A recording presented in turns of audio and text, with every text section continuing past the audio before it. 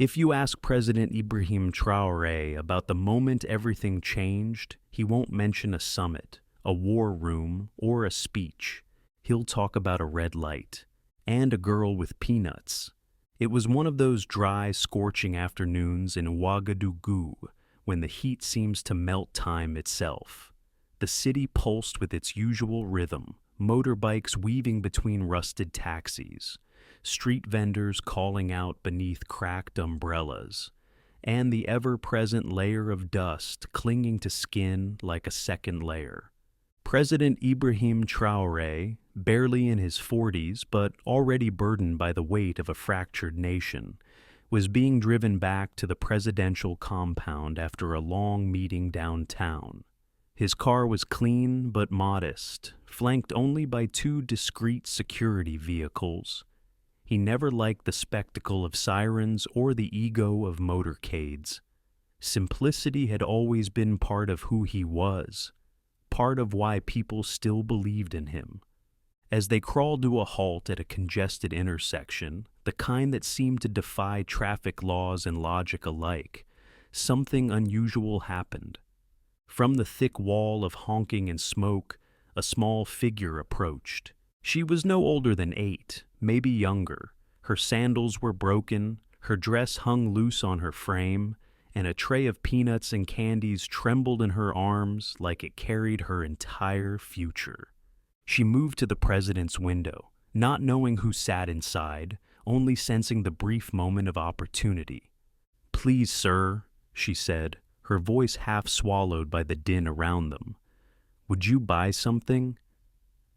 At first, one of the guards moved to gently usher her away, more out of habit than cruelty. But Traoré raised a single hand, firm but calm, and the guard froze. He turned to face the little girl. Their eyes met. She was trying not to shake, but her hope trembled like a candle in the wind. Traoré rolled down the window and leaned slightly forward. "How much?" he asked, voice low and kind. 50 francs, she replied, holding out a packet of peanuts with both hands, as though presenting a sacred offering.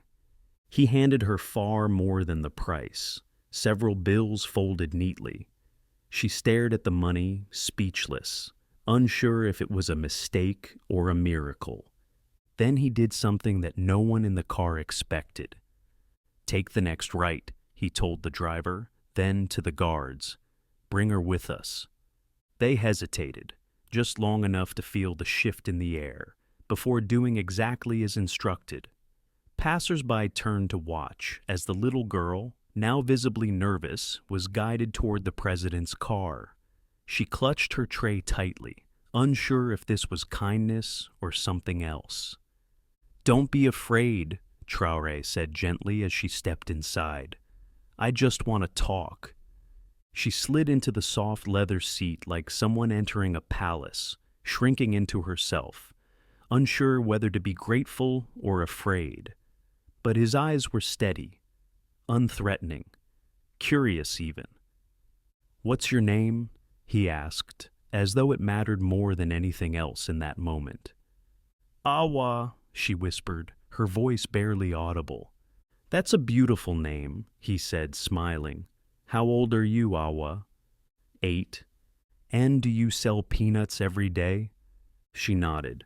"Yes, sir. My mother is sick, so I help her." There was no self-pity in her tone, no theatrics, just truth, spoken plainly. That truth hit him harder than any political report ever had. In that quiet car, amid the noise of the city fading behind tinted glass, something unspoken passed between them. The nation he served, the Burkina Faso he dreamed of, suddenly had a face, and it belonged to a little girl named Awa. "Do you like school?" he asked after a moment. Her eyes lifted, just a little, just enough. "I did," she said softly. "But I don't go anymore. My mother needs me to work." It was a dagger cloaked in politeness. Traoré leaned back, silent. The silence wasn't passive, it was weighty, like a man recalculating everything. He'd read the reports, the statistics. He knew that thousands of children like Awa roamed the streets, trading their futures for survival. But this wasn't a number. She was here, breathing, staring up at him with more courage than many of his advisors. "Listen to me, Awa," he said, gently resting a hand on her shoulder. "You deserve to be a child, to play, to dream, to learn, and I will make sure you go back to school. I promise." She blinked, confused. Hope is a dangerous thing to offer someone who's learned not to expect it. "Why?" she asked. "Why would you do that for me?" He looked out the window for a second, gathering the kind of answer that doesn't come from the mouth, but from the soul. "Because you matter, Awa. Because every child in this country matters. And because I believe," he paused, locking eyes with her, "I believe that girls like you will build the future this country deserves, if we let them." For the first time, Awa smiled, not the timid kind, but the kind that breaks through fear.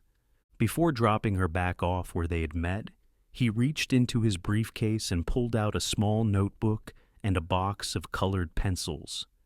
"These are yours," he said. "Use them to draw your dreams, and when I come back, I want to see them." She nodded solemnly, like a soldier being given a sacred mission. That night, President Ibrahim Traoré didn't sleep, not because of unrest, not because of politics, but because of Awa. He couldn't stop thinking about how easily her story could disappear in a crowd. How many other little girls were standing at traffic lights, unnoticed, unheard? How many children had potential written into their DNA, erased daily by poverty and indifference? The next morning, he called an emergency meeting with his education minister, social services, and economic advisors. He didn't ask for ideas, he gave orders. Within weeks, a presidential directive was issued. Every child removed from school due to economic hardship would be placed in a new national support program. Free meals, medical support for guardians, and access to school, not just in theory, but in practice. The program was named after one girl, the Awa Initiative. Years from now, when Awa's name is carved into the wall of a future school or written across the title page of her first book, some may call it luck. But those who know the full story will say otherwise. They'll say it began with a red light and a man who rolled down his window, not to hand out charity, but to listen. Because sometimes revolutions don't begin in parliaments. They begin with peanuts and a promise. She stepped out of the presidential car like someone waking from a dream she never dared to have. Awa clutched the notebook and colored pencils with trembling fingers, like they were made of gold and stardust. Her lips moved in a quiet, almost sacred whisper. "Merci. Merci beaucoup." Around her, people watched. Security agents stood respectfully, but even they couldn't hide the flickers of emotion in their faces. A few passers-by clapped softly, unsure if it was allowed, but certain that they were witnessing something rare, a leader who didn't just lead, a man who stopped. As the car pulled away, Awa stood in the same spot where fate had intercepted her. But she was not the same girl anymore. Her body was still small, her tray of peanuts still full, but something within her, something invisible and burning, had changed. Back in the presidential palace, the air was still cool, but President Ibrahim Traoré was burning inside. He sat silently at the head of the long mahogany table, eyes locked on the wood grain. His advisors knew this silence. It was the silence before his most resolute actions. When he finally spoke, it was not with ceremony or preamble. "Today, I met a girl named Awa." His voice cut through the room like the blade of a new beginning. "She's 8, She should be in school, playing, dreaming. Instead, she's on the street, selling peanuts because her mother is sick, and I cannot, will not, accept that this is normal in our country." The room grew still. His words weren't political. They were personal, sharpened by outrage, softened by compassion. He demanded a full report. How many children were out of school? Why? What could be done today, not tomorrow, to change it? "I don't want theories," he said. "I want solutions, now." The palace became a hive of urgent purpose. Within hours, data started flooding in, pages filled with bleak numbers and bleaker stories, thousands of children like Awa, hidden in plain sight, stories woven from hunger, sickness, and desperation.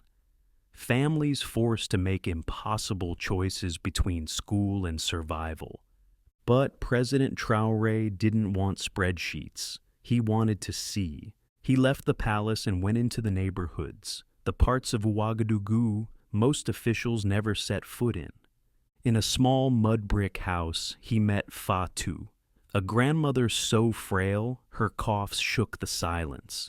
Her granddaughter sold food on the roadside to buy medicine that barely worked.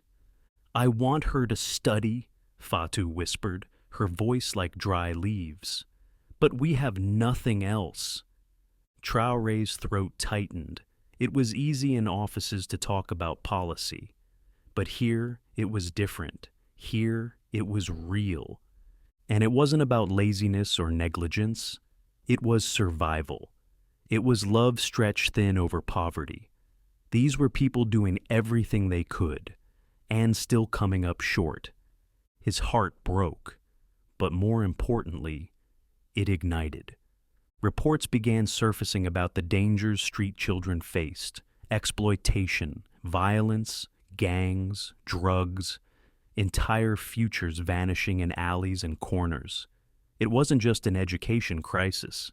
It was a crisis of humanity. Traoré called another meeting. This time, he had a plan. Emergency food baskets for struggling families, free medical clinics for sick parents, temporary shelters for street children, and the heart of it all, a national education support program called Les Enfants d'Espoir, the Children of Hope. He reached out to NGOs, international partners, and humanitarian agencies. He didn't ask for charity, he invited them into a shared mission. These children are not statistics, they are the future, and if we fail them, we fail ourselves. But even as things moved on paper, his mind kept returning to one name, one face, one promise: Awa. 3 days after their first meeting, he returned, not in a motorcade, but in a van filled with social workers and volunteers. They carried crates of food, hygiene kits, medicine, and school supplies. But for Traoré, one item mattered most. In the corner of a small room sat a girl with her head bent low, scribbling in a notebook. She looked up as the door opened and gasped. It was him, the man from the car. She stood slowly, unsure if she was allowed to smile, but unable to stop herself. Her joy was quiet, but unmistakable. "I brought you something," Traoré said, kneeling to her level. He handed her a new school uniform and a backpack packed with notebooks, pencils, and dreams. "For when you return to school." Her eyes widened. She held the uniform like it was magic cloth. Fatou, leaning against the doorframe, began to cry. I don't know what to say, sir," she whispered. "You don't need to say anything," Traoré replied. "You've done more than most, just by surviving. We're here now, and we're not going anywhere." That day, Traoré stayed longer than any schedule allowed. He sat with Awa, asked about her drawings, listened to Fatou's stories. And when he left, he made another quiet promise to himself. Awa would be the first, but not the last. Because if one child could inspire a nation, Imagine what 1,000 could do. In the quiet, dim light of the early morning, the young girl stood frozen, clutching a bundle of items close to her chest. Her fingers trembled, her knuckles white from gripping them so tightly. She couldn't hold back the tears. They streamed down her face, a mix of uncertainty and raw emotion. But beside her, her mother wept too, though her tears were not of sorrow. They were tears of relief, of gratitude, for this was the moment they had both been waiting for, a glimpse of a brighter future that had once seemed impossible. Awa had never imagined that one day she'd stand here, about to receive an opportunity that would shape her life in ways she couldn't yet comprehend. Ibrahim Traoré, the man who had walked into their lives, explained with gentle precision. In addition to these gifts, Awa will be enrolled in a government program designed to reintegrate out-of-school children. This is more than just a chance to learn. It's a lifeline. The program was nothing short of revolutionary. It offered free transportation to school, meals, and psychological support to help students like Awa navigate the emotional and academic challenges of returning to education. But the government didn't stop there. To ensure that families didn't have to choose between keeping their children in school and putting food on the table, a new cash transfer initiative had been launched. Small monthly stipends would be provided to families, reinforcing their commitment to their children's education. "You only need to do one thing," Traore told Awa, crouching down to meet her gaze. "Promise me you'll study hard and follow your dreams." Awa, her face brightening like the sun breaking through clouds, nodded. "I promise, sir," she said, her voice filled with newfound determination. Months passed, and Awa's transformation was nothing short of extraordinary. She stepped back into the classroom with a quiet resolve and soon became a standout student. Her exceptional talent in mathematics and art left her teachers awestruck. One of them, moved by her dedication, sent a letter to Traoré's office, praising Awa's progress. "Awa is an inspiration to us all," the letter read. "She proves that when we provide children with the opportunity to learn, they can defy expectations and change the world." Traoré sat alone in his office one evening, the lights of Ouagadougou twinkling like distant stars. The letter about Awa sat in his hands, and he read it over and over, each time feeling a quiet pride swell within him. This was why he had entered politics, not for power, but for moments like this, for children like Awa. Yet, despite the success stories, he knew the battle wasn't over. The root causes of poverty, child labor, and underfunded schools were still deeply entrenched in the fabric of Burkina Faso. True, lasting change would require more than policies. It would require a deep, structural shift. A few days later, he stood before the nation in a national broadcast. His voice resonated with unwavering conviction, echoing through radios and televisions across every corner of the country. "Brothers and sisters of Burkina Faso, our children are our future. We cannot allow poverty to steal their dreams. The story of Awa is not just one story. It is the story of thousands. Today, I renew my vow. No child should be on the streets when they should be in school, and no family should ever have to choose between medicine and education." The speech stirred something deep in the hearts of the people. Civil society groups, religious leaders, youth organizations, and even private businesses rallied together in support. The nation was united in the cause. Community centers began after-school programs.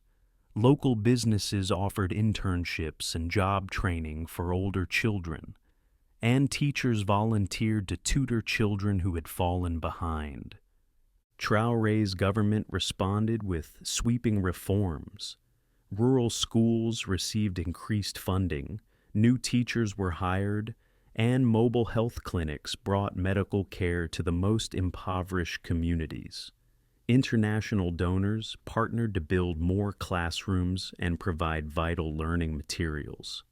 But, as with all great change, challenges soon emerged. Critics accused Traoré of dreaming too big. Concerns about corruption and the efficacy of the program surfaced. In response, Traoré took action. He launched a public transparency initiative, a website where citizens could track every dollar spent on child welfare and education. He even began visiting schools unannounced, speaking directly to students and teachers. It was during one of these surprise visits, in a small school on the outskirts of Bobo Dioulasso, that he saw her again. Awa. She was sketching a tree in her notebook, completely absorbed in her work. He approached her with a sense of wonder and asked, "Awa?" She looked up, her eyes sparkling with excitement. "Yes, Mr. President. Today, we're learning about ecosystems." They shared a laugh. It was the same Awa, the bright, eager child, with a smile that could light up a room. But she was different now. She was a leader, a source of inspiration for her classmates. Her teacher explained how Awa had taken it upon herself to help her peers catch up with their lessons, motivating others to stay focused and never give up. Traoré smiled as he placed a hand on Awa's shoulder. "Keep going, Awa," he said softly. "You are the future of this nation." As he left the classroom and drove away, the setting sun casting long shadows over the horizon, Traoré reflected on the road ahead. The journey was far from over. There were still obstacles to overcome, but hope was no longer a distant dream. It was something real, something tangible, and as long as there were children like Awa with dreams shining bright, he knew he would continue fighting for them and for the future of his country.